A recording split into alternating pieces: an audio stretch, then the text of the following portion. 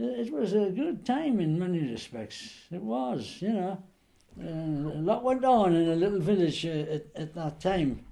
Chris had more shops then as well. I remember it was a Stevenson shop there, and the chap who runs it was called Marsh Stevenson, general dealer shop in the middle of the village.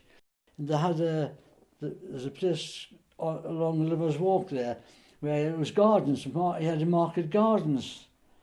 He used to wheelie stuff from the market gardens up the street and back into his shop where all the produce was sold. Wonderful little spot it was. Pan Leazes. He had apple trees and pear trees, and red currants, black currants, and it was a lovely market garden. And he had seats there, you know, and it was an oldie-worldy sort of carry on there. But lovely little spot. It had that particular smell like a garden has, where you've got fruit trees and things like that, you know. Pan Leazes. Pan Leazes. My school days involved before the war, during the war, and more or less after the war, in that period.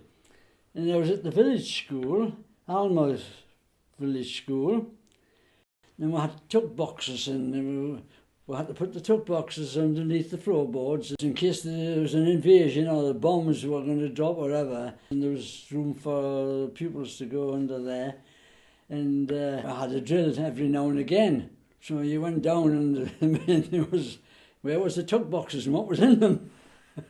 But I mean, at that age, now I'm maybe about 5, 6 then, the war didn't mean a great lot then. It was only later on, of course, when Alnmouth was bombed, that a few more interested in it.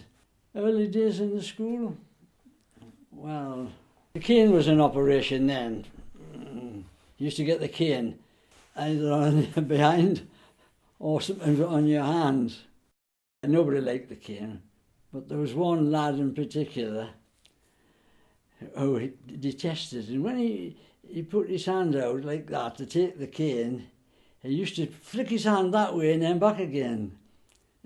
And of course, the must have missed, the cane missed. And after a couple of 2 or 3 times, what he did was, when he missed, he brought the cane back up so he got his hand on the side. I remember there was only about, wait a minute now, 2 classrooms, one the main one and one the other side. Lesbury had their own school there, and there was no Hipsburn primary school as such. So they were all just from the village here. It could have been 30, 35, 40, somewhere like that, rough guess.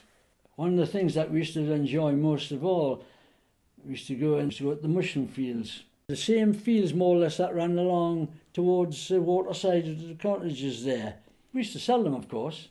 That's where we made our pocket money. We used to sell the mushrooms. And then later in the year, it was the bramble time, and we went to the fox cover. It's just along Houghton Road. It's now the radar station. We used to catch the rabbits. It was a bit sad in a way because the rabbits used to get into the corn, and the word got out, oh, they're cutting it across the waterside, which meant they're cutting the corn, and that meant there was rabbits to be had. I was happy when they got away, got through the hedge into another field, because you just had to club them, you know, but rabbits were rabbits. People used to eat rabbits those days.